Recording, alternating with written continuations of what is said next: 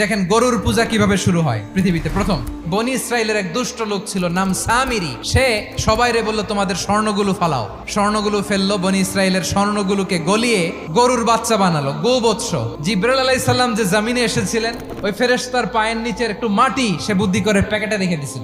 স্বর্ণ দিয়ে বানানো গোবৎস গরুর বাচ্চার গায়ে যখন সেই মাটি ছুঁড়ে দেয়া হলো, এখন বাছুরের ভেতর থেকে ভ্যাঁ ভ্যাঁ আওয়াজ আসতেছে। কি আসতেছে?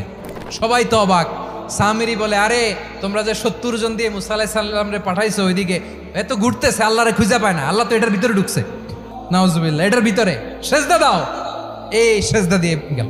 হারুন আলাইহিস সালাম তাদেরকে বুঝালেন, শিরক করো না, আল্লাহরে ভয় করো। শুধু এতটুকুই তিনি বুঝালেন, দাওয়াতি কাজ পালন করলেন, কিন্তু প্রতিরোধ করেন নাই। এই ঘটনা থেকে শিক্ষা কি? শিক্ষা হচ্ছে, আপনি শিরকের আড্ডাখানা দেখলেও বৃহৎ স্বার্থে তাওহীদের দাওয়াত দিবেন, প্রয়োজনে আপনি ঐক্য নষ্ট করবেন না। সুবহানাল্লাহ পড়বেন না?